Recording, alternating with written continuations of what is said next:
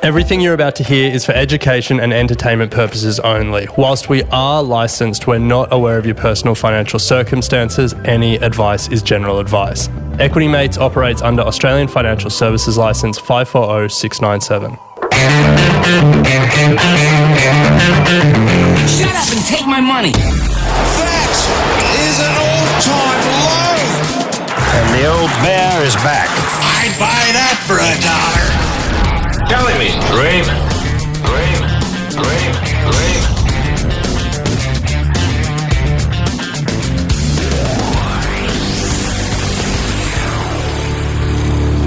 Hello and welcome to another edition of Buy or Sell, the first one for 2025. I'm your host, Adam Keily, host of Comedian versus Economist podcast through Equity Mates, which you might recognise, and if you haven't, check it out.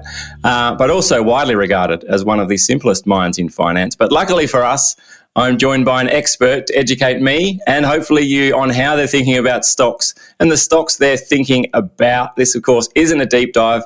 We're going to smash through as many stocks as we can in the time that we've got. And you can, of course, find out more about each stock on the Equity Mates website. But let's get stuck in. Today, I am excited to welcome back Adam Dawes, Senior Investment Advisor at Shaw & Partners. Welcome back, Dawesy. Thank you so much, Adam. It's great to be here. And first show for 2025, I'm honoured. I reckon you might have even done the first show of the Buy or Sell series ever, if I'm not mistaken. Right. There we go. Yeah, following absolutely. on from the smash success of our stage performance at FinFest. When are we going to be back? Well, I want to know. When are we going to be back? I am keen. Yeah. Now, new for 2025, I'm not drinking alcohol anymore, so I won't be offering you a drink. Instead, I want to know what your investing theme song would be, Dawesy. What's the song that best encapsulates your approach to investing? Well, look, it's a two-part song, and the first part of the song is "Stairway to Heaven" by Led Zeppelin, because everybody wants to be moving towards that stairway to utopia, and everyone can play it. It's the only song that everybody can play. that and Deep Purple as well. So both of those, Smoke on the Water. That's the first part, "Stairway to Heaven," but with an orange man in the White House. It's the final countdown. The final count. That sounds ominous. That doesn't sound like you're optimistic about where we're headed. Yeah, well, listen to the lyrics and then come back to me. Okay, all right, very good. Now, I did mention that you've been on the show a couple of times before. We're not going to go over all of your picks. If you want to see those, you can see those on the Buy or Sell tracker on the Equity Mates website. But I did want to just ask you about, let's just say a friend of mine got excited and bought some Arrow Minerals stock after we talked about it. And you did mention it was a very speculative buy. Yes. This friend of mine would really like to know what's happening with Arrow Minerals. Is there any update? Yes, look, very speculative stock. It's a mining stock. It's an iron ore stock in Simandou. They've changed a little bit of the way they're doing their business as far as they're moving into bauxite, which is an aluminium component. They have done also a very large share consolidation, which is exactly what we wanted to happen at the end of last year as well. So it was 0.1 of a cent, and now it's sort of sitting at around sort of 3 cents. As such, there's been a big consolidation there. Yeah. Look, the market's still waking up to this one. I'm still in a losing position. A lot of my friends are in a losing position on this one as well. So the pub on a Saturday afternoon doesn't get any better. But what I do say to them, and I'll say to everybody else, this is a 2026 story. It's not a 25 story. I think iron ore is going to continue and bauxite is going to do well also. So just be a little bit cautious on it at the moment. Yeah. But hold on, and once the market starts to wake up, I think it should be okay. All right. I will let my friend know that's the case. Very good. All right, let's kick off with all your stocks for this time round, and we're going to start with Insignia Financial Limited, ASX IFL, currently trading at $4.60. Insignia, formerly IOOF, which of course stood for the Independent Order of Odd Fellows. Not sure I'm giving my money to them, to be honest. But lots of people want to buy Insignia now. The company, that is, not the shares. Yeah. Where are we at with Insignia? Yeah, so I thought I'd just start the show off with, what to do if you do hold something that's in a takeover situation. And I think that's really, really important, is to, do you buy more? Do you sell? What do you do? Do you hold?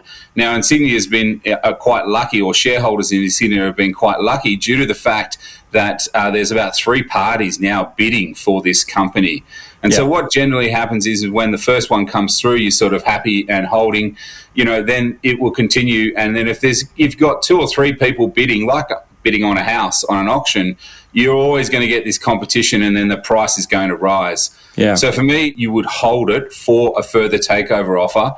But a lot of the time when we see these takeovers, it would be really wise to just sell a little bit. Sometimes those takeovers don't actually happen, and then they don't go through. Like something like a Ramsay Healthcare at $88, and now it's sub $40, right? So it's wise to sort of look to sell some, but hold some as well, so that you can take advantage of if there's this bidding war, and that's exactly what's happening with IFL at the moment. Right. Okay. So let's call it a hold and a sell. Yeah. So it's just taking a little bit of risk off the table. I think is probably the best thing to be looking at. Yeah. Very good. All right. Next up, we're going to look at Pilbara Minerals Limited, ASX PLS, currently trading at $2.33, down 18% in the past 6 months. Have we reached rock bottom? The rock, of course, being where the lithium is in this case. I like that a lot. It's certainly, I think overall, I hope we've hit the bottom. Again, lithium is going to be a 2026 story. So if you don't hold any PLS, it probably would be a good time to look to sort of dip your toe into the water, but don't put the kitchen sink in at the moment.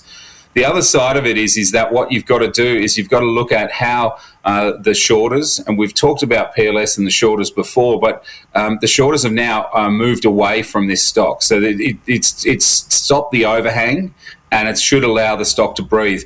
But what we are seeing is that a lot of companies are taking supply out of the market. And that's exactly what you want when you've got this oversupply situation, that we want that to happen. So I think, look, PLS is a very good business. It's probably one of the better lithium stories. But I just think, again, this is going to be a 2026 story. Once the supply has now come back, the demand is still there. There's no doubt about that, but there's the supply issue. And so we've just got to be a little bit careful. But I know a lot of my clients and a lot of people own PLS, and they're sort of wondering what to do. I'd be buying a little bit more down here to lower your average price, with a view that it's going to take a little bit longer for that to come through. So please hold. Very good business, good cash, all of those kinds of things, but just you got to hold the course. Because I think there's a chance, like, people feel like there was just a lot of hype around lithium. Everyone got excited and bought up lithium companies, and they all did really well, and now that sheen's come off it a bit. But you're saying there's a bit more to PLS than that. Well, it's the demand versus supply. Yeah, and the demand is definitely there. It's the supply that needs to, be curtailed, and then it should move. So it's just going to take a little bit longer. All right, very good. Next, we're going to look at BWP Trust, ASX BWP, currently trading at $3.50. BWP, of course, the landlord for Bunnings. Bunnings would be a pretty good tenant, wouldn't they? They'd be getting their bond back if they ever moved out. Absolutely. They would definitely get their rental bond back, that's for sure. Look, this one actually for me is a sell. So I don't know how many, of your listeners potentially would have REITs or REITs is a real estate investment trust, or any of these kinds of things, because, they're a little bit boring. But the growth of Bunnings isn't as much as what it was 2 years ago, 5 years ago. Now you see a Bunnings, not on every corner, but they are around, and they're certainly increasing in numbers. So this one just doesn't have any further upside. Now you buy REITs for interest rates and interest rate falls. So we're in that space now. But there's so many other ones that are out there that look great. Now, Goodman Group is one of those ones that has been fantastic for my clients. And we did a deep dive into Bunnings, the BWP Real Estate Trust. And I just think there's not a lot of growth left in it. And I'll be slapping a sell on that one. Sell! Okay. There's only so many Bunnings you need within, 2 minutes of your house, isn't there?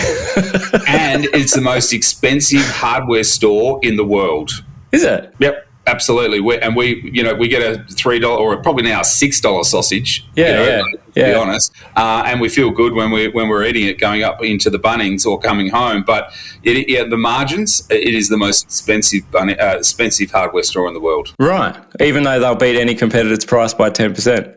Well, you see that they do that, but they only carry their brands. Yeah, so you can't find that thing anywhere else. That's exactly right. We're on to you, Bunnings. All right, next up, we're looking at Amcor, ASX AMC, currently trading at $16.04, a package deal. Amcor, yeah, very much a good package deal, and this is a buy. It's a buy. Again, I'm trying to give some boring stocks to start with, and then we're happy to on. make boring money, Adam. We're absolutely happy to make boring money. One of my portfolios are very, very boring, but they make good money. So Amcor, one of the biggest packaging businesses in the world, they do soft plastics, rigid plastics, packaging, and all those kinds of things in most of the growth countries around the world. They did sell off their Australian New Zealand arm to Aurora, O-R-O-R-A, but Amcor is one of those businesses that is doing very well. It's now making a very, very large acquisition in the US, and the name escapes me at the moment. But once that is bedded down, it is going to be EPS accretive. EPS meaning earnings per share, which means that shares should move higher on the back of that integration of this very, very large packaging business in the US. It does make them a world leader. With packaging all around, I mean, I think you'd be okay to sit in this one. It is a good defensive stock. Defensive meaning that if markets fall, it will fall, but it won't fall as hard as some of the other ones. And it is a good defensive stock. So Amcor is a staple in my clients' portfolios. So when we talk packaging, is this just like across the board packaging? It's not like sort of Amazon packaging parcels. It's more the manufacturers packaging goods to sell to distributors. Yeah. So you would have touched an Amcor product today via your Weet-Bix packet. Yep. Maybe not because you're not hungover, but the Panadol packets, they are also the Mount Franklin water bottles. You know how Mount Franklin water bottles used to be really, really hard, and now they're really, really soft? Oh, yeah. Amcor has done a lot of R&D, research and development. Yeah. What they do is instead of packaging up these bottles and then trying to take them to Mount Franklin, they crush them. And then from there, Mount Franklin puts air into them and it expands them out, and they fill them with water. All of this kind of stuff is what they're doing. So, yes, you would have touched an Amcor product today. It's a very, very good business. I think I'm going to buy it. Love it. Amcor's a buy. All right, next we got Echo IQ Limited, ASX EIQ, currently trading at 25 cents. I heart Echo IQ, or should I say AI heart Echo IQ. There you go. See? Yes. I work hard for this, Dawesy. You do, mate. You did some research. I like that. I like it. Give us the rundown on Echo IQ. All right. So this is, remember we said AMD was a speculative stock? This is one of my speculative stocks in this show. And we've, buyer beware, everybody seek professional advice before you make any investment decisions. This is not something for the faint of heart. But what it is that it is... The whole AI movement has really started to take effect going forward. And for that, AI and healthcare are two things that should marry very, very well together, okay? And the whole idea of artificial intelligence is to make our life easier, but also in healthcare is to take those images and make it better. So Echo EIQ is all about heart disease, and when you go to a heart specialist, they take lots of photos, they put some dye through you, and they watch the blood flow, and they actually look at the heart. Then what they do is they send it off to a specialist who looks at it again. Now that specialist is looking at 10,000 images a day, and there's a massive database in Australia. The world, it is the leader in images for heart side of things. Right. The images that the hearts come through, they've given EIQ the ability for AI to look at every single image inside of that library. And what that AI does is now, instead of it going to the specialist, it still goes to the specialist, but it would take 2 to 3 weeks to come back. And if you've got a heart issue, 2 to 3 weeks probably could be a long time. But what happens is now within an hour to 2 hours, with the help of AI, it looks at all of those images and can basically diagnose if you've got a heart disease.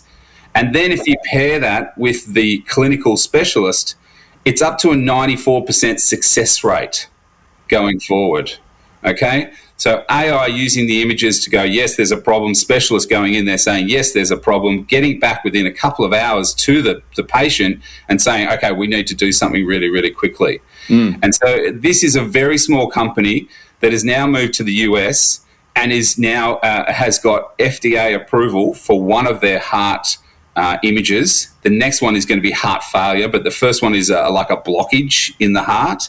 And they're using that and they're rolling that out through all of the hospitals in the US.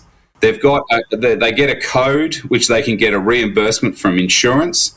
And that code has now been produced, and so they are now starting to produce revenue on the back of these heart echo images. Yeah, wow, incredible. Yeah, it's a really interesting business. It's got a good story. The management are good. Yeah. It's 25 cents. Be careful, everybody. Right? Be careful. But there is another FDA approval coming. Right? There's another FDA approval coming for heart failure. Should be March, April this year.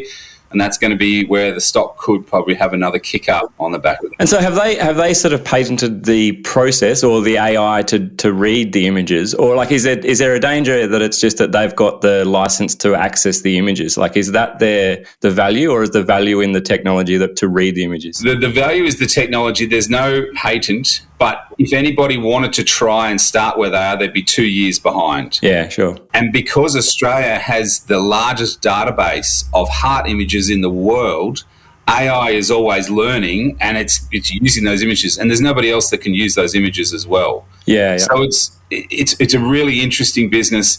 What we need to see is more.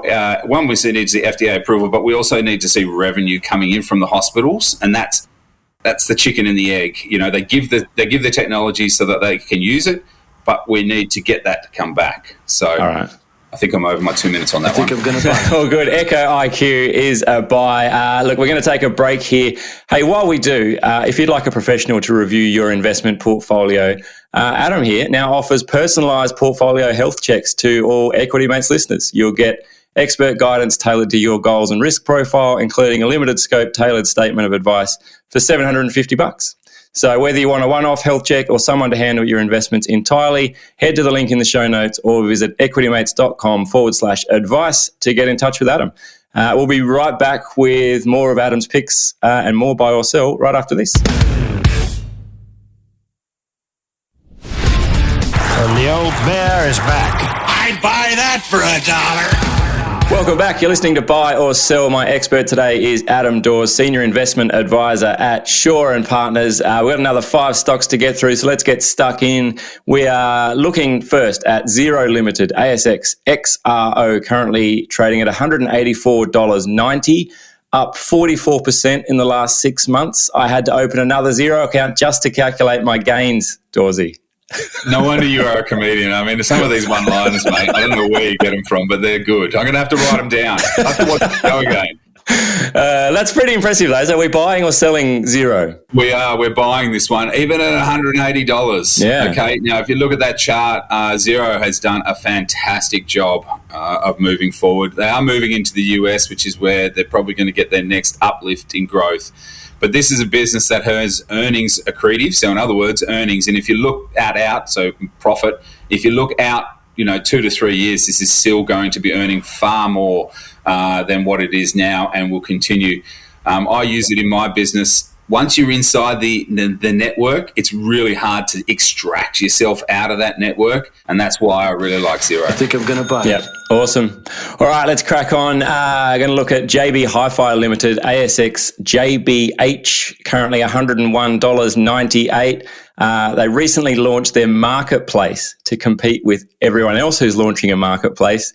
Dawsey, how many marketplaces do we actually need in the world now? Well, yeah, you probably don't need that many, but certainly JB Hi-Fi at $100 for everybody playing at home. This used to be Brash's, and it listed at $2.50. Oh, wow. At $100, like, I don't know. At $80, I started selling some for clients. We moved in at around $30 and $50, and we started selling some at $80 thinking that we were heroes. Yeah. But it continues to move higher. I think at $100, you'd definitely be taking some off the table. So this is a partial sell. Yep. I think that it just, if you look at Harvey Norman, like Harvey Norman's at $5. Like it is just absolutely screaming past that. I think this one is a partial sell. I think you still need to hold some consumer discretionary stocks, and this is one of the best. Lavisa is another one of those best consumer discretionary stocks. But JB Hi-Fi is going to be, let's take some profit over $100. Yeah. If we have a fall in the market, we get a 15% correction, 20% correction. That means potentially JB Hi-Fi is back to $80. and that's where you could probably start to step in again. So I'd just be a little bit cautious up here. If anybody holds some, I'd be just taking some profits around this $100 level. Nice. All right, JB Hi-Fi, we'll mark that one as sell. Yep. Next, we've got Resmed, ASX RMD, currently $38.89. Back from the brink of hyped oblivion when Ozempic launched. Dawesy, where are we at with Resmed now? Buy or sell? Well, we took a major advantage of this one at $21, $22. We bought so much. I've got clients in from $7. But we bought more at $21 because we could see that Ozempic side of things. And it's still plaguing Resmed. It still does play Resmed. But Fisher & Paykel's their major competitor. They're having some problems with their masks. For anybody who doesn't know, Resmed is a sleep apnea business. So big Darth Vader mask that goes over your face, and it's not very sexy for your wife or partner. But you can still breathe at night. So I think look, this one is a buy. We will continue to keep going on this one. It is a fantastic story. They're doing very, very well in the US. The other side of it is that Fisher & Paykel makes 60% of its products in Mexico. Right. Now, again, we've got the Orange Man in the White House. Resmed makes 100% of its products in the US. Okay? So, hands down, your competitor's going to flail. Resmed is going to continue to do well. It's a buy for me. I think I'm going to buy. It's a buy. All right. And there's always the danger that Fisher & Paykel just focus too much on washer-dryer combos and not enough on sleep masks. Yes, you're right. Yes. Next up, Evolution Mining, ASX EVN, currently $5.95, up 53% in the past 6 months. So shareholders are very happy, I imagine, except those shareholders, of course, involved in the class action against Evolution Mining. Yeah, class action is a part of being a listed company. I think some days there's like that. So I think it just goes out in the wash. Look, everybody should have about a 5% weighting of gold in their portfolio. Okay, so that's sort of a hands down. You can either buy the ETF, GOLD, right? There's been lots of extra little tips in this one, but GOLD is the ETF, and that's just the commodity. Or if we're going to look at a gold stock, Evolution is one of those ones where we really, really like it. The reason why we're going to, and I think that gold is going to go over $3,000 an ounce US in the next 6 months, is because you've got all these issues where these presidential... He's signing off on hundreds of these things, and there's so much uneasiness in the world, and especially in investing, there's so much uneasiness in the world that you need to have gold, because people will continue to flight to safety when they don't know what's going to happen tomorrow. And it's all about the detail. There's lots of sweeping statements, but we really don't know what's going on, and every day there's something new for us to worry about. So I think 5% of your portfolio should be in gold. Evolution is the best company, or buy the ETF, GOLD. So Evolution is... Are they different sort of approaches to the same problem? Like, so is buying the miner, does that carry different risk to buying the commodity? Definitely. Yeah. The added risk is just the commodity, GOLD. You don't have to worry about management, right? You don't have to worry about, did they get enough out of the ground? And you're overlaying more risk by buying Evolution, because you're putting a company and you're putting humans in front of it. Where you buy the commodity, you're just buying the commodity. Yeah. Okay. So that's... And the trade-off being there's potentially more upside with the miner. Is that what we're thinking? Or like, I guess I'm thinking, why wouldn't we just buy GOLD? Why would we take the risk with the miner? Absolutely. I agree. Yeah. First choice is GOLD. But if you're looking for a company, Newmont is number one. Evolution is number two. Northern Star is number three. Evolution is probably the better of those three to sort of continue to grow. I think I'm going to buy. Very good. Evolution Mining is a buy. Let's go. This is it. The last call. Aristocrat Leisure, ASX ALL, currently trading at $74.81. Aristocrat just completed a nearly $2 billion share buyback program. The really shrewd thing about it, Dawesy, was that they paid for most of it using bonus bets. So that was smart on their part. Very smart, and that dragon link where it comes rolling up. Yeah. That paid for it as well. So Look, buy or sell. It's another JB Hi-Fi. If you have a look at that chart, it's just outstanding how well this is done. Yeah. We at $50 sold a fair bit of Aristocrat to move into Light and Wonder, which is its major competitor. Oh, yeah. But we've been short-changed on Light and Wonder, and Aristocrat has continued to move higher. I think this is a buy, but if you do hold some, I'd probably just take a little bit of profit. I don't know. It's had a cracker of a year, and it's had a cracker of 3 years. So I just don't know, $70, $80. It can definitely go to 100 again. But I think this one, you just take a little bit off the top.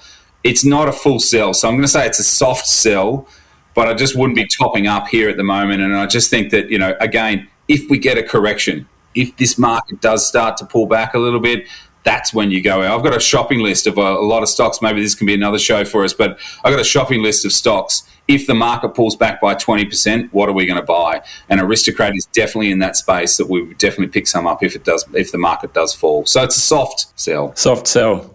That's a nice tie back to our initial band conversation, isn't it? In music, it was a soft sell, an 80s band. Yes, absolutely. You're very right. Yes. What a nice place to finish. That's it. Adam Dawes, thank you so much for joining me on Buy or Sell. It's always a pleasure to have you on. Great to be here. And don't forget, as I mentioned before, if you'd like a professional review of your investment portfolio, Adam does offer personalised portfolio health checks to all our Equity Mates listeners. So head over to equitymates.com/advice to get in touch with Adam if you'd like to take advantage of that. And of course, you can continue the journey on the Equity Mates website. There's plenty of resources there. You'll find the buy or sell tracker for this show, along with the Find a Company page, where you can find more information about all of the stocks we've talked about today. You will find me, if you're looking for me, on Comedian versus Economist. We are now back for 2025, so make sure you jump over to that podcast and like and subscribe and do all the things. But that's it. Thank you for joining us. I hope you'll join me next time when we do more buy or sell. Until then, it is bye for now.